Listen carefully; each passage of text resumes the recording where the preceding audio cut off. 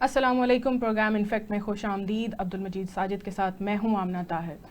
नाज़रीन, ये सिर्फ ज़मीन नहीं डूबी, किसान की उम्मीदें, फसलें, ख्वाब सब बह गए। सैलाब आया और पीछे छोड़ गया भूख, कर्ज और सवाल। क्या खाद सस्ती होगी, फसलों का मुआवजा मिलेगा और सबसे अहम, क्या किसान की आवाज़ कोई सुन रहा है? आज के प्रोग्राम में बात होगी किसानों की मुश्किलात की, हुकूमती दावों की और उन पॉलिसियों की जो सिर्फ कागज़ पर रह गई। इसके साथ हमें ज्वाइन कर रहे हैं आज प्रोग्राम के अंदर शौकत अली, मरकज़ी सदर हैं चैम्बर ऑफ एग्रीकल्चर पाकिस्तान के। शौकत साहब, प्रोग्राम के अंदर खुश आमदीद। सैलाब से काश्तकार इस वक्त किस हालत में है, वो तफसील आपसे जानना चाहेंगे। ये इस वक्त सैलाब और दूसरी तरफ बारिशें, ये दोनों जो है किसान को बड़ी बुरी तरीके से मुतासर कर रही हैं। सैलाब की जो सूरत हाल है उसने हमारी जितनी खड़ी फसलात थी दरियाई बेल्ट के अंदर और दरियाई बेल्ट के साथ जितने मुल्हिका एरियाज हैं उन्होंने मुकम्मल तौर पर उनका सफाया कर दिया है। और दूसरी तरफ मुसलसल बारिशों की वजह से जितनी स्वेइंग हो रही थी, एक तो वो रुकी हुई है और दूसरी जो फसलात खड़ी थी जिसमें खास तौर पर मैं अगर मकई का जिक्र करूं और जितनी हमारी वेजिटेबल्स हैं वो सारी तकरीबन तबाह हो चुकी हैं। ये किसान जो है ये पहले ही तबाही के दाने पे था क्योंकि ना इसको गंदम का मुनासिब रेट मिला। अब एक ये चावल की फसल थी जिसमें किसान इन्हिसार करके बैठा हुआ था और दूसरी तरफ हमारे गन्ने की फसल थी। गन्ने की फसल अमूमी तौर पर यह समझा जाता है कि ये एक मजबूत क्रॉप है जिसको मौसमी हालात ज्यादा मुतासर नहीं करते, लेकिन फ्लड की वजह से हमारा जितना गन्ना है वो मुकम्मल तबाह हो गया है। और दूसरी तरफ तूफानी बारिशें और ऊपर से तूफानी हवाओं ने इसको मुकम्मल तौर पर डैमेज कर दिया। इस वक्त हमारा जितना गन्ने की फसल है वो ऐसे जमीन के अंबार हो चुकी है, बिल्कुल बराबर हो चुकी है। सब्जियां, मैंने आपको बताया कि सब्जियां ना होने के बराबर है और आने वाले वक्त में नजर ये आ रहा है कि मुल्क के अंदर एक बड़ा फूड क्राइसिस हमें देखने को मिलेगा। और दूसरी तरफ ये तो है क्रॉप्स की सूरत हाल। अब अगर हम देखें तो किसान के पास जो उसका इक्विपमेंट था, उसका ये एक फसलें थी जहां से उसको वसाइल या रोजगार मिलना होता था या उसके आने वाले वक्तों में उसकी आमदन होनी होती थी, वो भी खत्म हो गया। अब इंफ्रास्ट्रक्चर जो था जिसमें उसके पास जखीरा शुदा चीजें थी, कोई खाद पड़ी हुई थी, अनाज जखीरा किया हुआ था या उसका घर था, वो भी मलिया मेट हो गया। सैलाब की वजह से तकरीबन उनकी बस्तियां तबाह हो गई हैं। अब किसान जो है किसी तरह जान बचा के वहां से निकल तो रहे हैं, लेकिन उनके पास ना कोई खाने की कोई चीज लेके आ रहे हैं जहां से रेस्क्यू होके बाहर जा रहे हैं, क्योंकि हुकूमत की तरफ से भी जबरदस्ती उन्हें मजबूर किया जा रहा है कि आप अपने एरियाज को छोड़ दें। और जो उनके माल मवेशी इस तरह की चीजें हैं वो रेस्क्यू करने का ना उनके पास कोई सोर्स है क्योंकि वो पानी से नहीं निकल पा रहे और उनको साथ भी नहीं लेके जा पा रहे। ना ही हुकूमत के पास ऐसा कोई मैकेनिज्म है, ना ऐसा कोई सिस्टम है जिसकी वजह से उनको निकाल सके। तो ये एक जमा पूंजी थी कि शायद जिसको कल कला बेच कर वो अपनी को बहाली का प्रोग्राम कर सकते, वो भी उनके इस वक्त मैं समझता हूँ कि तबाही पे हैं। और जो वो किसान मुश्किल से अपने जानवरों को वहां से लेके निकल पाए हैं तो वहां पे आगे एक और मुसीबत उनके लिए खड़ी हुई है, क्योंकि किसानों के पास जानवरों का ना जानवरों का चारा है ना उनके पास अपने लिए कोई खुराक मौजूद है। तो ये सारी की सारी मुसीबतें बैक वक्त किसान पे टूट पड़ी हैं और ये इन्होंने बचाने के लिए, अपने शहरी इलाकों को बचाने के लिए या उन बस्तियों को या उन हाउसिंग सोसाइटीज को जिन्होंने नाजायज तजावत करके दरियाई बेल्ट के अंदर बनाई थी, उनको बचाने के लिए दही इलाकों के अंदर पानी छोड़ा है, जिसकी वजह से हमारे देहात इस वक्त मुकम्मल तबाही का मंजर पेश कर। अच्छा, इसकी कोई मिसाल भी दें ना, कोई आइडिया है? अगर आपने कहीं दौरा किया, जैसे आप बता रहे हैं, खबरें आ रही हैं कि देही इलाकों को जो है ना वो पानी छोड़ा गया है और कई जगहों को, कई इंडस्ट्री को भी कह लें, महल्लात भी कह लें, ऐसी चीजें आ रही हैं। को आपके इल्म में है कोई मिसाल है ऐसी? जी, आपके सामने है। रोजाना प्रिंट मीडिया, इलेक्ट्रॉनिक मीडिया तो अपनी जगह, लेकिन सोशल मीडिया पे आपकी पार्क व्यू सोसाइटी और रूडा जो है ये इस वक्त, ये मैं समझता हूँ कि ये दरिया का रास्ता था, दरिया की बेल्ट जिसे हम कहते थे जहाँ पे अमूमी तौर पर दरिया गुजरता है, ये उस रास्ते के अंदर बनाई गई थी। अब जाहिर बात है दरिया ने अपना रुख कुदरती तरीके से चेंज करना था। अब दरिया अगर उस रास्ते पे आया तो उनको बचाने के लिए ये पीछे बंद को तोड़ा गया, जिसकी वजह से ये जितना गंडा सिंह वाला बॉर्डर है वहां पे इस वक्त तारीख का बुलंद तरीन जो सैलाबी रेला गुजरा है, जिसकी वजह से गंडा सिंह के साथ साथ जितनी हमारी आबादियां थी वो मुकम्मल तौर पर डिमोलिश हो चुकी हैं। और आगे ये रेला रुका नहीं है, आगे ये रेला आगे चलता हुआ इसने पूरी कसूर की बेल्ट को मुतासर किया, और सतलुज के साथ साथ जितना ये एरिया था हमारा उकाड़ा का और आगे बहावल नगर है, ये जैसे जैसे दरिया आगे जा रहे हैं और आगे बदकिस्मती हमें ये नजर आ रही, क्योंकि हमें दोनों तरफ से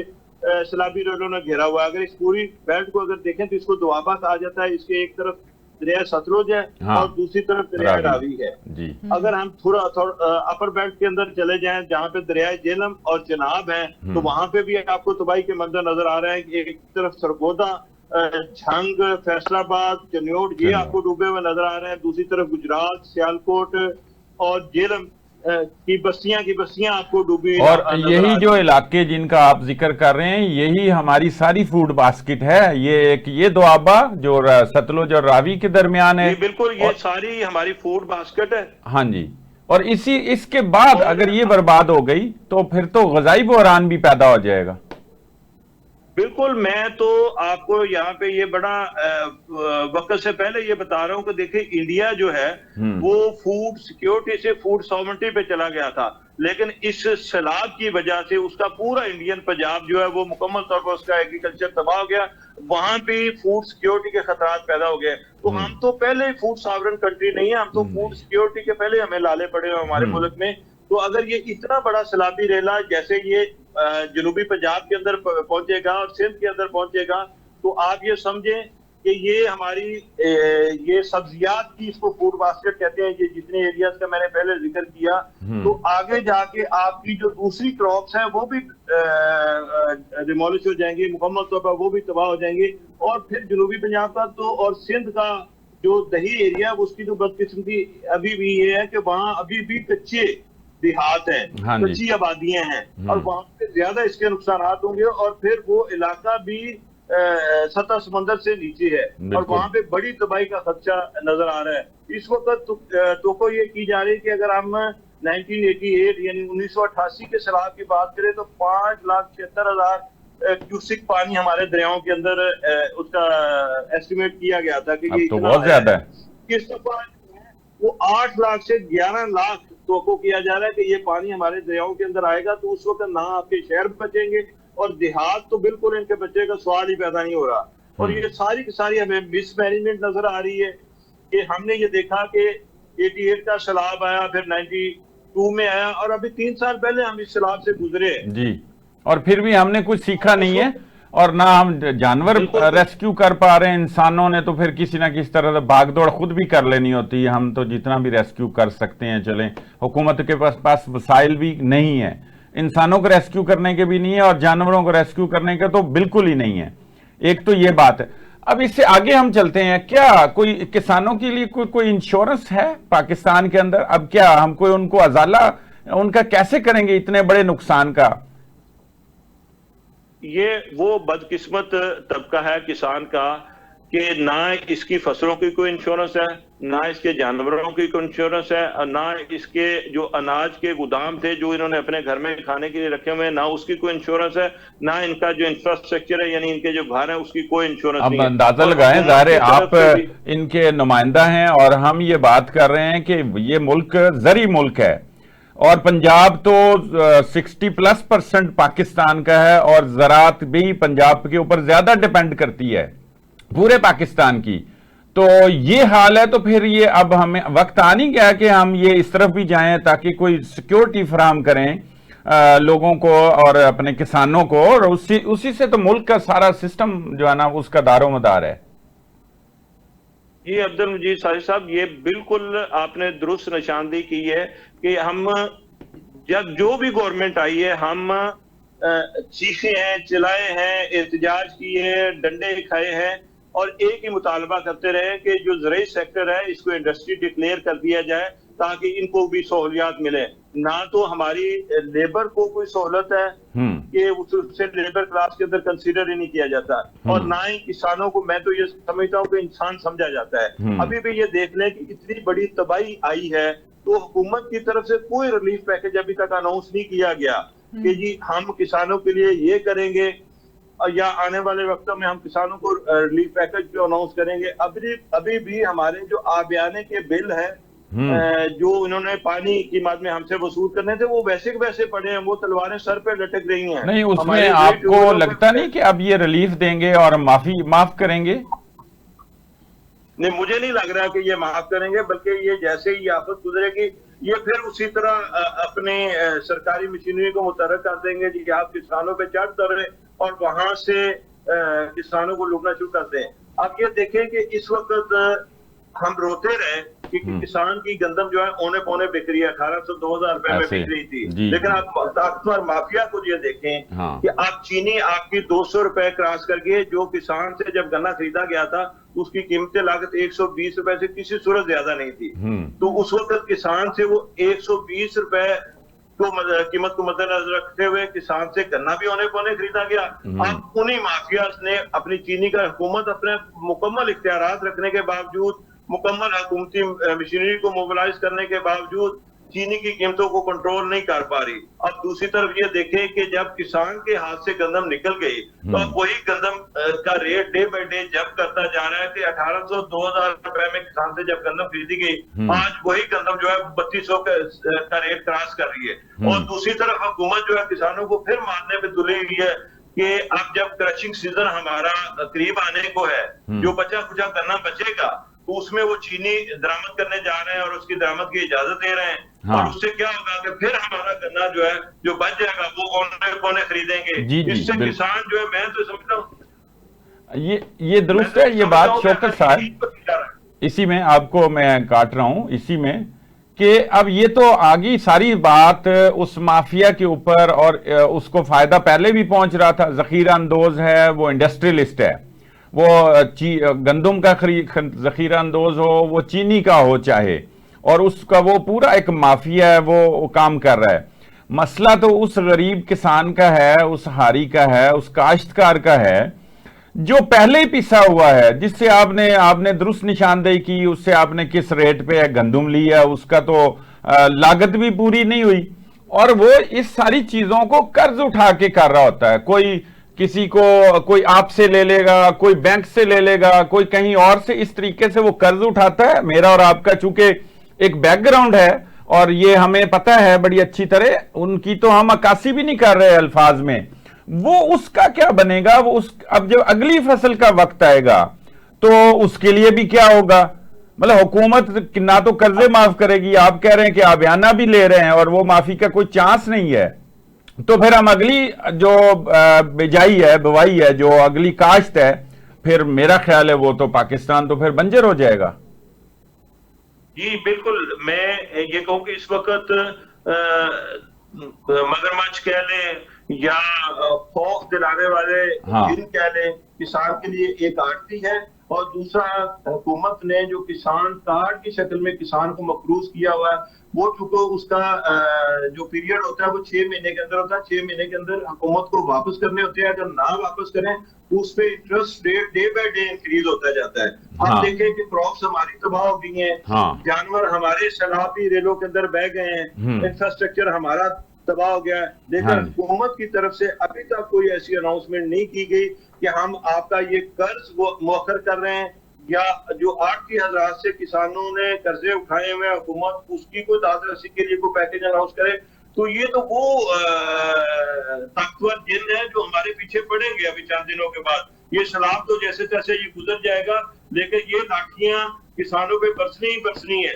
तो ऐसे में बिल्कुल ये दुरुस्त है कि जब किसान इनके पीछे पीछे होंगे और किसान अपने खेत छोड़कर अपने सर छुपाते फिरेंगे, वो काश के काबिल नहीं रहेंगे, क्योंकि ना तो उनकी कुव्वतें खरीद बाकी बचेगी, क्योंकि उनकी जेब में पैसा होगा तो वो जाके कोई बीज खरीदेंगे, खाद खरीदेंगे या अपने डीजल खरीद के लाएंगे। और दूसरी तरफ ये जो कर्ज देने वाले हैं, ये कर्ज देने वाले भी किसान के पीछे होंगे। इस वक्त किसान जितना परेशान है शायद कभी परेशान ना रहा। ये बात ठीक है। अब आप आखिर में शौकत साहब कोई क्या कहते हैं, हुकूमत से क्या मुतालबा करते हैं, क्या होना चाहिए इन सारी चीज़ों को कंक्लूड अगर हम करें तो क्या हमें किसान को रिलीफ देने के लिए इक़दामात उठाने चाहिए हुकूमती सतह पे?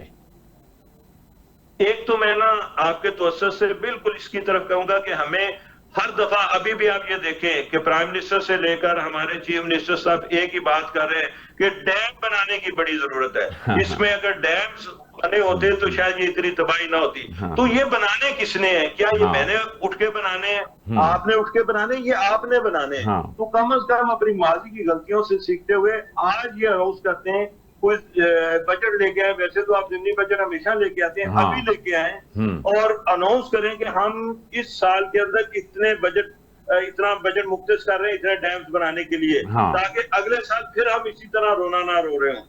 और एक तो ये फौरी तौर पर मैं समझता हूँ कि बजट अनाउंस कर देना चाहिए कि हम इस पे डैम्स बनाएंगे, और दूसरी तरफ जो अहम तरीन काम इस वक्त करने वाला है कि जितने किसानों पे कर्जा है इस वक्त, चाहे वो किसी ज़राई तरक्याती बैंक का है या दूसरे हमारे शेड्यूल बैंक का है, वो आड़तियों का है या हुकूमत का है, उसे मौखर कर देना चाहिए या माफ कर देना चाहिए, ताकि किसान अपने पांव पे खड़ा हो जाना चाहिए। और किसान का जितना इंफ्रास्ट्रक्चर इस वक्त तबाह हो, उसके मुआशी तबाह हुए हैं, उसकी फसलें तबाह हुई हैं, उसके घर बार तबाह हुए हैं, उसके अनाज के जखीरे तबाह हुए हैं, उनके लिए हुकूमत को फौरी तौर पर रिलीफ पैकेज का अनाउंस करना चाहिए, ताकि किसान जो है वो सुकून का सांस ले सके। और दूसरा, ये जितने एरियाज के अंदर इस वक्त सैलाब की सूरत हाल है, ये दिन ब दिन बढ़ती जा रही है।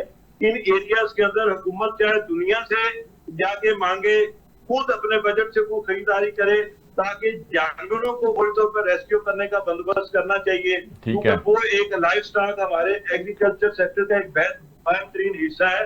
हमें चुप करके नहीं बैठना चाहिए। आप ये देखें कि पिछले 20-25 दिन से हम क्राइसिस के अंदर हैं और ये क्राइसिस बढ़ता जा रहा है। हमें इन 20-25 दिनों के अंदर कोई इमरजेंसी प्रोग्राम लॉन्च करके कुछ ऐसी मशीनरी को ऐसा इक्विपमेंट लेके आना चाहिए था जिसमें इंसानों के साथ साथ जानवरों को रेस्क्यू करना चाहिए। और इस वक्त और भी मैं कायम करूं कि जो किसान वहां से रेस्क्यू हो रहे हैं उनके लिए कोई ऐसे खेमे या ऐसी कोई बस्तियां आबाद नहीं की गई कि जहाँ पे आके वो सुकून से रह सके। वो कोई अपने रिश्तेदारों के पास जा रहा है, कोई कहीं जा रहा है, कुछ सड़कों पे बैठे हुए हैं। तो इसके लिए भी हुकूमत को फौरी तौर पर किसी भी बड़े रिलीफ पैकेज का ऐलान करना है। ठीक है, बहुत शुक्रिया शौकत अली साहब आपका। नाज़रीन, वक्त हुआ ब्रेक का, हमारे साथ रहिए। वेलकम बैक नाज़रीन, इस वक्त हमें ज्वाइन करें खालिद महमूद खोखर साहब, सदर पाकिस्तान किसान इत्तेहाद है। खालिद साहब, प्रोग्राम के अंदर खुशामदीद करते हैं आपको। सर, हालिया सैलाब से किसान को कितना नुकसान हुआ है? देखिए, तकरीबन इस वक्त अंदाजा लगाया जा रहा है 3 से 3.5 मवादियात जो है ना वो बिल्कुल ही नुकसान की जद में है जी। ये पंजाब की मैं बात कर रहा हूँ। उसके अलावा KP के में बहुत नुकसान है, आगे एक्सपेक्टेड है, सिंध में नुकसान होने का भी एक्सपेक्टेड है। लेकिन ना वहाँ पे जितनी भी फसलें काश्त थी, वो चाहे चावल है, गन्ना है, कपास है, मक्की है, सब्जियात है, फ्रूट है, इन तमाम फसलों का नुकसान है। और चारा जात जो जानवरों के लिए है, जानवरों का नुकसान हो गया। प्लस जो घर गिर गए हैं, जो लोग दरिया के हदूद में बैठे थे, उनके पास जो खाने पीने के लिए उनके पास जो कुछ था सब कुछ खत्म हो गया। अब तो वो बेचारे बेयारों मददगार इस वक्त सड़कों के ऊपर बैठे हैं या मुख्तलिफ जगह पे जाके बैठे हैं या अपने कहीं रिश्तेदारों के पास चले गए हैं। तो उनकी तो दुनिया ही उजड़ गई है ना। मैं तो उनके जज्बात का लफ्जों में हता करके नहीं बता सकता, ना ही उनकी तकलीफ की शिद्दत में आप तक पहुंचा सकता हूँ जिस वक्त जिस तकलीफ में वो है। और दूसरी बात यह है कि उनके पास अब चारा नहीं है जो अपने जानवरों को खिला सके, खाने के लिए उनके पास कुछ नहीं है, दवाइयां उनके पास नहीं है, पहनने के लिए और कपड़े उनके पास नहीं है। वो तो बिल्कुल इस वक्त बेयारों मददगार में मैं उनको। सर, क्या सैलाब से पहले हुकूमत ने आपसे कोई राब्ता किया था कोई पॉलिसी बनाने का, या अब कोई राब्ता किया जा रहा है कि आगे मजीद क्या पॉलिसी बनानी चाहिए इस सैलाब से निपटने के लिए? देखिए जी, अभी मैं कहूँ जी कि अगर हमारे साथ बैठे कोई पॉलिसी बनाए तो अभी पॉसिबल नहीं है, क्योंकि अभी तो हुकूमत रेस्क्यू में लगी हुई है, इसमें कोई शक नहीं। तमाम इदारे, पाक अफवाज सब रेस्क्यू में लगे हुए हैं। इस वक्त तो हमारी पूरी पाकिस्तान की कौम को चाहिए कि वो मिल के इन लोगों की खिदमत करें। अच्छा खालिद साहब, किसानों का, काश्तकारों का नुकसान बताएं, खास तौर पे चूंकि खड़ी फसलें तबाह हो गई हैं, इतना ज्यादा नुकसान हुआ है, इससे आने वाला जो बहरान है, ग़िज़ाई बहरान खास तौर पे, उसके ऊपर भी को रोशनी डालें। इस वक्त देखिए ना, मैं आपको अर्ज करूं, इस वक्त अंदाजा लगाना तो बहुत मुश्किल है, क्योंकि अभी सैलाब मुल्तान तक पहुंचा है, उधर भावरनगर तक पहुंचा है, ठीक है ना, इधर खानेवाल पहुंचा है। अभी नुकसान लगा, लेकिन बहुत ज्यादा नुकसान है, ये बहुत ही ज्यादा नुकसान है। क्योंकि आप देखें ना, आपकी चावल की फसल उड़ गई है, कपास की फसल उड़ गई है, गन्ने की फसल को नुकसान, मक्की की फसल बिल्कुल तबाह बर्बाद हो गई है, तमाम सब्जियां खत्म हो गई हैं, चारा जात खत्म हो गए हैं। इन्हीं के बहुत ज्यादा नुकसान, जब घर में जो कुछ सामान पड़ा था वो सारा दरिया के नजर हो गया। तो काश्तकार के पास तो बचा ही कुछ नहीं उस एरिया में, जो 3,500 मवाद 3,500 से 4,000 मवाज़ात होंगे जिनमें ये नुकसान हुआ है। क्योंकि अभी तो नुकसान का सही अंदाजा लगाया जाए जब पानी हटेगा वापस, जब पानी खुश्क होगा उसके बाद अंदाजा लगाया जाएगा कितना नुकसान हुआ है। अच्छा, वो तो दुरुस्त है कि अभी अंदाजा नहीं लगाया जा सकता, लेकिन गंदम ही को आप देख लें, वो तो पहले ही 8% या इससे ज्यादा कम हुई है। तो अभी तो जखीरा भी कहीं इन्हीं इलाकों में हुआ है जिन इलाकों में सैलाब आया है। तो अब तो गंदम के हवाले से मैं कह दूं कि पिछले साल 29 लाख टन गंदम कम पैदा हुई है। अच्छा, और अगले साल काश्तकारों ने पहले ही फैसला किया हुआ कि हमने गंदम कम काश्त करनी है। ये पहले फैसला था, सैलाब के आगे से ये पहले फैसला हो चुका था। अच्छा, अब काश्तकार के पास तो पैसे नहीं हो गए ना, वो डीजल कहाँ से खरीदेगा, बीज कहाँ से खरीदेगा, खाद कहाँ से खरीदेगा, उसमें पेस्टिसाइड कहाँ से खरीदेगा, जब उसके पास तो पैसा ही नहीं है। तो किसान के हवाले से क्या लाहे अमल आप देते हैं? हुकूमत को क्या करना चाहिए, इनके अजाले के लिए क्या करना चाहिए? इतने नुकसान के बाद रियासत की जिम्मेदारी होती है। मेरी बात सुनो, मैं हुकूमत को क्या मशवरा दे सकता हूँ? हुकूमत क्या हमारा मशवरा मानती है? क्या हुकूमत ने हमें हमारी पैदावारी लागत वापस की? गंदम का रेट 2 साल हमें दिया हुकूमत ने, क्या कपास का रेट हमें मिला है? नहीं, अब रेट तो बढ़ गया, गंदम का मुतालबा तो माना गया है, वो 2000 से 3,500 पे चली गई। जब काश्तकार ने गंदम बेची है तो उसको 1900 2000 2100 रुपए रेट मिला। उस वक्त हम चीखते रहे हैं कि हमें हमारी पैदावारी लागत प्लस 25% प्रॉफिट दे दें, खुदा के लिए दे दें। हम चीखते रहे हैं। अब उसका इम्पैक्ट अगले साल आएगा, लेकिन बहरहाल ये वक्त नहीं है ये बातें करने का। इस वक्त पूरी कौम को चाहिए तो वो सैलाब ज़दगान की मदद करें, उनके साथ खड़े हो जाए, उनकी इमदाद करें, और जिन लोगों के पास चारा खड़ा है वो उनके जानवर अपने पास ले आए, उनके जानवरों की भी खिदमत करें। सर, आपने हुकूमत से या जिले इंतजामिया से कोई मुतालबात किए हैं, कोई रखे हैं अपने मुतालबात उनके सामने? देखिए मुतरमा, ये वक्त नहीं है मुतालबात करने का। उनको नजर आ रहा है इस वक्त सब रेस्क्यू में लगे हुए हैं। इस वक्त सारे इदारे पाक फौज भी, डिस्ट्रिक्ट एडमिनिस्ट्रेशन भी, सारे लगे हुए हैं। लेकिन इस वक्त तो जरूरी है कि इदारों के साथ पूरी कौम भी साथ खड़ी हो। इस वक्त पूरी कौम, अगर हम पूरी कौम यकजान होकर की लोगों की खिदमत करेंगे तो हो सकती है, वरना अकेली हुकूमत भी नहीं कर सकती, क्योंकि इतना बड़ा डिजास्टर है कि ये तो क़यामत सुगरा बर्पा हुई है इन लोगों के ऊपर, जो देहातों में जिनके रास्ते में सैलाब का पानी जहाँ पे आया है, क़यामत सुगरा से कम नहीं है उनके लिए। अच्छा, ये मुतासरा जो इलाके हैं जहाँ जहाँ सैलाब आया है, मेरा ख्याल है कोई जिला तो नहीं होगा ऐसा जहाँ ना आया हो कोई। हम, मेरा ख्याल है कि कोई चीज कंक्रीट शक्ल में सामने ले आए कि इनको कुछ सब्सिडाइज करें, कुछ सब्सिडी दें, कोई इदारे, एक तो रिलीफ है ना जी। देखिए ये चीज हम इस पे बिल्कुल एक पेपर भी तैयार करेंगे, सारा कुछ करेंगे, लेकिन अभी तो रेस्क्यू किया जा रहा है ना सबको। हम चक्कर लगा रहे हैं, कभी कहीं पहुंचते हैं, कभी कहीं पहुंचते हैं, कभी कहीं पहुंचते हैं। ये तो रेस्क्यू का वक्त है ना, तो उसको फौरी तौर पे वहां पे लोगों को बाहर निकाला जाए, उनको रेस्क्यू किया जाए। ठीक है, अभी बाद में मैं उम्मीद करता हूँ कि हुकूमत और रियासत इस बारे में सोचेगी कि इनके साथ क्या सलूक करना है, क्योंकि अगर ना सोचा गया तो फिर अगली फसलें काश्त नहीं हो सकती, इनके पास तो पैसा नहीं है। बहुत शुक्रिया खालिद महमूद खोखर साहब आपका। नाज़रीन, आप खोखर साहब की तफसीली गुफ्तगू सुन रहे थे। इसी के साथ वक्त हुआ है ब्रेक का, हमारे साथ रहिए। इनफैक्ट मैं एक बार फिर से खुश आमदीद नाज़रीन। प्रोग्राम के गेस्ट इस वक्त हमें ज्वाइन कर चुके हैं फ़ारूक तारिक साहब, पाकिस्तान किसान राब्ता कमेटी के जनरल सेक्रेटरी हैं। सर, प्रोग्राम के अंदर आपको खुश आमदीद कहते हैं। इस वक्त जो सैलाब की सूरत हाल है, इससे किसान बिरादरी किस हद तक मुतासर हुई है सर? ये एक गैर मामूली बदतरीन सैलाब आया है पंजाब की तारीख का जी। शायद इस कदर सैलाब कभी तारीख में देखने को नहीं मिला। पहले हम सोच रहे थे शायद 88 के बाद ये बदतरीन सैलाब है। मैं 88 के सैलाब का भी गवाह हूँ जब शदरे तक पानी आ गया था, लेकिन इसकी शिद्दत बहुत ज़्यादा है और इससे जो मेन नुकसान हुआ है वो किसानों का हुआ है, क्योंकि सारा खेतों की तरफ चला गया है। दूसरा ये है कि जो एक इनकी पॉलिसी थी रावी अर्बन डेवलपमेंट अथॉरिटी बनाने की, रूडा को, हमने उसकी पहले दिन से मुखालफत कर रहे थे कि आप दरिया किनारे कोई बस्तियां ना आबाद करें, इसको आप डेवलपमेंट के सेक्टर में ना लेके आएँ, इसको रिवर बेड के तौर पे छोड़ें, ताकि अगर लाहौर को बचाना है तो ऐसी जगह मौजूद हो जो जहाँ पानी जो है वो फैल सके। और हमने वहाँ जाके जलसे किए जहाँ इमरान खान साहब ने, जिस दिन शाहिद करीम साहब ने रूडा के खिलाफ फैसला दिया, इन्होंने वेरी नेक्स्ट डे वहाँ जाके रूडा का इफ्तिताह कर दी है। फिर हमने एक हफ्ते बाद वहीं जलसा किया। ये तो इमरान खान के दौर की बात है। वहीं जलसा किया और हमने कहा कि उन्होंने कहा ये जो है ना ये जगह लाहौर बचाने के लिए, अगर ये इस जगह पे हाउसिंग सोसाइटियाँ बन जाएंगी तो पानी तो सीधा लाहौर में जाएगा और उससे बड़ा नुकसान होगा।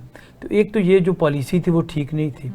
दूसरा हम ये समझते हैं कि इस वक्त फौरी जो हेल्प की ज़रूरत है ना, एक तो इमीडिएट टास्क है जो किसानों को ज़रूरी है, ख़ास तौर पे उनकी जो लॉजिंग है जहाँ उनको ठहराना आपने, बेशुमार लोग जो हैं वो आज बाहर बैठे हुए हैं ओपन जगह पे।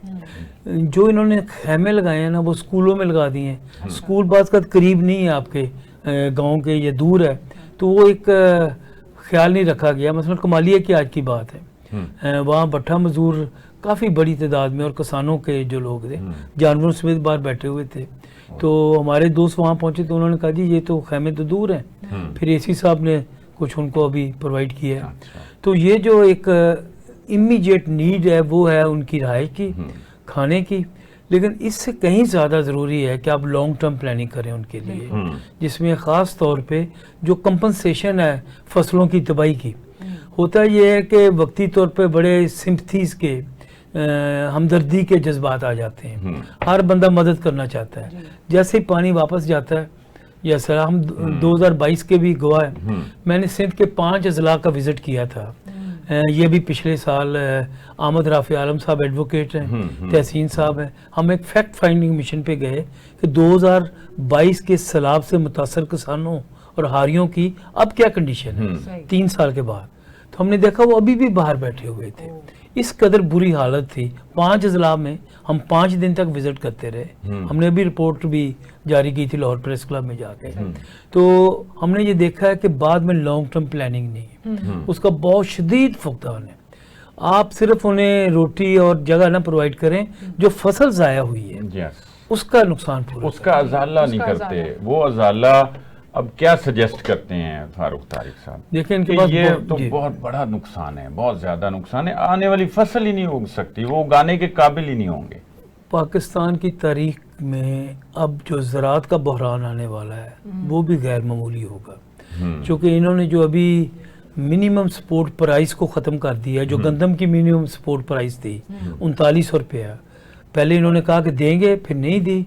पिछले साल 8.5% गंदम कम पैदा हुई है, 30% कपास कम पैदा हुई है।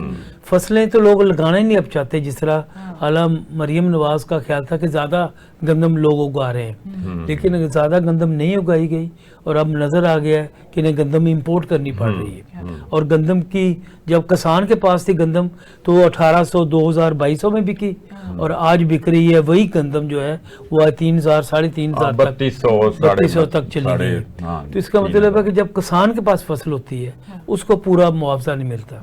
हम ये कहते हैं महकमा ज़राअत आपके पास है, एक बहुत अच्छा महकमा है, उसके ज़रिए आप ये जायज़ा करवाएं कि किसका किस कदर नुकसान हुआ है इस जो सैलाब के नतीजे में, और उसके मुताबिक आप कंपनसेट करें। आप कंपनियों को कंपनसेट ना करें कि जी हम खाद आपको सस्ती दे देंगे, हम आपको ट्रैक्टर सस्ती दे देंगे, या आपको हम और तरीके से कंपनसेट करें। जो आपने मदद करनी वो डायरेक्ट इफेक्टिव के पास जानी चाहिए, किसी के जरिए नहीं जानी चाहिए। होता ये है कि ये ज़्यादा जो मदद करते हैं ये खाद फैक्ट्रियों के जरिए कर देते हैं कि जी खाद अगर 10,000 की तो हम 5,000 की आपको देंगे।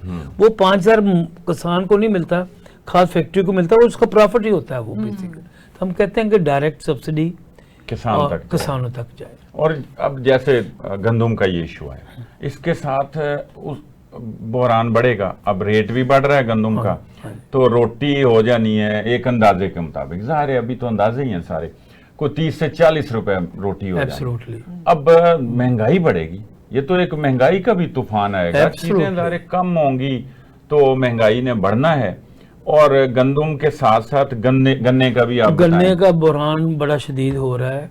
और गन्ने की जो कीमत पहले किसानों को दी गई, इन्होंने कहा, प्राइम मिनिस्टर साहब ने कहा चीनी की कीमत नहीं बढ़ने देंगे, हम आप एक्सपोर्ट कर लें और 134 रुपए से आगे नहीं जाएगी चीनी। इन्होंने एक्सपोर्ट कर दी चीनी। हाँ जी। माल ये डॉलर कमा रहे हैं हम, ज़र मुबादला आ रहा है। उसका नुकसान ये हुआ कि पूरा पाकिस्तान आज 200 रुपये और उसके करीब करीब जो है वो चीनी 1 किलो की खरीद रहा है। और गवर्नमेंट अब उनको सब्सिडी दे रही है, मिल मालकान को, कि जी आपका नुकसान हो गया। वो कहते हैं जी गन्ने का रस कम हो गया है। उनके पास 1000 बहाने हैं अपनी कीमत को बढ़ाने के। तो इनको क्यों एक्सपोर्ट करने दिया आपने? ये इमरान खान साहब के दौर में हुआ, गंदम पहले एक्सपोर्ट हुई, फिर गंदम इंपोर्ट हुई, फिर ये पिछले दौर में निगरान दौर में भी यही हुआ। और जो गंदम आई वो अभी तक पास्को नहीं बेच सका उसको। हम ये कहते हैं आप पास्को भी प्राइवेटाइज ना करें। पास्को एक अच्छा अदारा है जो किसानों के पास जो है वो गंदम खरीदता है जाके। तो ये जो ज़रूरी अदारे हैं इनको निजकारों के हवाले करने की बजाय, प्राइवेटाइज करने की बजाय इनको डेवलप करें, मॉडर्नाइज करें, इनको अपडेट करें, इनके ज़रिए किसानों तक पहुँचें। और जो आपका मिल मालकान के साथ तल्लक है वो कम होना चाहिए। डायरेक्ट जो काश्तकार है और जो किसान है, और उसमें हम ये कहते हैं आप सिर्फ किसान की बात ना करें, आप देहातों में लैंडलेस पेजेंट्री की बात करें। जो देहात में रहता है, देखें अक़वाम मुत्तहिदा ने 2018 में एक किसान चार्टर अप्रूव किया है, पाकिस्तान ने भी साइन किए। ये पहली दफ़ा उसी तरह चार्टर अप्रूव हुआ है जिस तरह ह्यूमन राइट चार्टर है, जिस तरह बच्चों की चार्टर है, औरतों का चार्टर है। तो इसी तरह पहली दफ़ा तारीख में हमारी वो तंजीम है लाविया कम्पसीना, उसकी मदद से किसानों का चार्टर, उस चार्टर में ये कहा गया जो देहात में रहता बंदा वो किसान है, वो मोची है, वो आपका कोई काम करने का कारीगर है, जिसका भी तल्लक देहात से है। किसान सिर्फ वही तो नहीं है ना जो फसलें उगाता है, क्योंकि उसकी जो मदद कर रहे हैं, मदद करने वाला मदद से फारूक तारिक साहब मुझे याद है, चूंकि फारूक तारिक साहब ने, अब ये भट्ठा मजदूर हैं जब उनकी कोई बात नहीं करता। फारूक तारिक साहब उनके हर साल उनके मुतालबात, उनके लिए एहतजाज, हम तो गवाह हैं चूंकि हमारे सामने हो रहा था, प्रेस कॉन्फ्रेंसेस करते हैं। अब ये बात से मुझे याद है कि वो तबका किसान के साथ साथ कितना मुतासर हुआ। एब्सोल्युटली। उसके तो वो कहाँ, उस मट्टी नहीं मिलेगी, उसने वो ईंटें क्या बनानी, फिर भट्ठे क्या चलने हैं, तो बहुत ज्यादा बेरोजगारी। इस सैलाब का फायदा भट्ठा मालकान उठा रहे हैं। लाहौर में इन्होंने आज 20,000 रुपए की 1,000 ईंट करती है, और ये ईंट जो है ये 15,000 16,000 थी ये सैलाब से ये 4,000 अभी 3 दिन में दिनों में ही बढ़ी है। अभी तो भट्ठे आपके बंद हुए, जो आपके पास स्टॉक है वो आप सेल करें, लेकिन उसको भी इन्होंने बढ़ा दिया जी, भट्ठे बंद हो गए। वही जखीरा अंदोजी करते हैं। तो हम ये कहते हैं कि जो भी काश्तकारी से मुंसलिक है उसको भी आप ख्याल रखें। और इसके साथ साथ बड़ी अहम बात है कि हम फ्यूडलिज्म का खात्मा करें, जगीरदारी निज़ाम का खात्मा होना चाहिए, और लैंड रिफॉर्म्स एक अपनी असली शक्ल में होनी चाहिए। पाकिस्तान में लैंड रिफॉर्म्स जो हैं वो माजी में हुई थी, भुट्टो दौर में कुछ मज़ारीन को ज़मीनें मिली थी, वो भी नहीं। और मज़ारों को भी आप हक़ मलकियत दें, 100 साल से मज़ारे काम कर रहे हैं। अभी कारपोरेट फार्मिंग के ज़रिए ये जितने पब्लिक सेक्टर के 65 पंजाब में पब्लिक सेक्टर फॉर्म्स हैं, वो मज़ारे जो 100 साल से काम कर रहे हैं, ज़मीनें आबाद की हुई हैं, उनकी ज़मीनें लाट करती हैं। कारपोरेट फार्मिंग में इन्होंने बंजर ज़मीनें देनी थी, इन्होंने आबाद ज़मीनें जो लोग ऑलरेडी काम कर रहे हैं, और अब रेजिस्टेंस हो रही है। उन्होंने कहा, मज़ारों ने कहा हम अपनी ज़मीन पे कब्जा नहीं करने देंगे, जिस तरह माजी में उकाड़े में जदोजहद हुई थी, अभी ये जदोजहद पंजाब के दीगर इलाकों में भी शुरू हो रही है। सर, कोई ऐसी पॉलिसी है कि कुदरती आफात से निपटने के लिए किसानों के लिए कोई पॉलिसी बनाई गई हो? अगर है तो उसके ऊपर अमल दरामद इस वक्त क्यों नहीं किया जा रहा? देखें, है पॉलिसी है नहीं। देखें, पाकिस्तान को रिन्यूएबल एनर्जी की तरफ जाना पड़ेगा, कोयले से, ऑयल से और गैस से बिजली बनाना बंद करें। जो फॉसिल फ्यूल्स हैं उसका इस्तेमाल कम करें, क्योंकि ऑयल भी इंपोर्ट होता है, कोयला भी इंपोर्ट हो रहा है। साहिवाल कोल पावर प्लांट देख लें, मैंने साहिवाल कोल पावर प्लांट के इर्द गिर्द देहातों का विजिट किया था, वहाँ नई नई बीमारियां आ गई, उनकी ज़मीनें गैर आबाद हो गई हैं। ये एक पावर प्लांट, चीन ने अपने कोयले के पावर प्लांट बंद कर दिए, हमारे शुरू करा दिए। तो हम ये कहते हैं कोयले से बिजली बनाना बंद करें, हवा से बनाएं, आप छोटे डैम बनाएं, पानी से बनाएं, छोटे छोटे डैम बनाएं, पानी के रिजर्व्स बनाएं, आप टरबाइन लगाएं नहरों के ऊपर, जिस तरह गंगा राम ने 1928 में रेनाड़ा खुर्द में एक टरबाइन लगाई थी, आज 7 देहातों को आज भी वो मुफ्त बिजली फराहम कर रहे हैं। एक गंगा राम का उस पीरियड का लगाया हुआ प्रोजेक्ट जो है। हम ये कहते हैं कि एक तो पॉलिसी ये होनी चाहिए, एनर्जी पॉलिसी बड़ी ज़रूरी है। किसानों का बहुत बड़ा खर्चा बिजली का है, और अगर ये रिन्यूएबल एनर्जी पे किसानों को फैसिलिटेट करें, सोलर एनर्जी पे ले जाएं, तो उनका खर्चा बहुत कम हो सकता है। उनकी इनपुट्स आप कम करेंगे ना तो आउटपुट भी अच्छी हो जाएगी, शहरों में कम कीमत पे चीज़ें मिलेंगी। चलिए सर, बस अब इसको कंक्लूड करेंगे कि जिस तरह से अब सैलाब ख़त्म होता है तो उसके बाद आपके हुकूमत के साथ बैठने के मुतालबात या अपील क्या करेंगे आप उसके बाद? हम हुकूमत के साथ बैठेंगे, हमने उनको अभी भी लेटर लिखा है कि आप हमसे मुज़ाकरात करें। एक्चुअली हुकूमत ना किसी किसानों की तंजीम से मशवरा नहीं करती। अच्छा। और वो यक तरफा फैसले करते हैं। ये यक तरफा फैसले जो हैं उसकी वजह से कंसल्टेशन होती नहीं है, तो फिर मुखालफत होती है और जद्दोजहद होती है। हम ये कहते हैं कि आप मिलके किसानों से बात करें, उनकी तंजीमों से बात करें। हमारी किसान राब्ता कमेटी में 30 तंजीमें पाकिस्तान भर से जो है उसमें शरीक है, ये नेटवर्क है तंजीमों का। तो हम कहते हैं कि आप हमारी तंजीमों से बात करें, और भी जो किसान तंजीमें हैं, और जो बातें आम लोगों के काश्तकारों के हक में नहीं है, आप उनको प्राइस अच्छी दें, रियासत गारंटी करे कि इस फसल की ये कीमत होगी। भारत में 23 फसलों की कीमत सरकार मुकर्रर करती है। मोदी ने वो खत्म करने की कोशिश की थी जब भारतीय किसानों को बड़ा जबरदस्त एहतजाज हुआ था, ट्रैक्टर एहतजाज हुआ। बहुत शुक्रिया सर आपका, साहिब साहब आपका भी बहुत शुक्रिया। नाज़रीन, अपना और अपने गिरदोनवा का ख्याल रखिए। अल्लाह हाफ़िज़।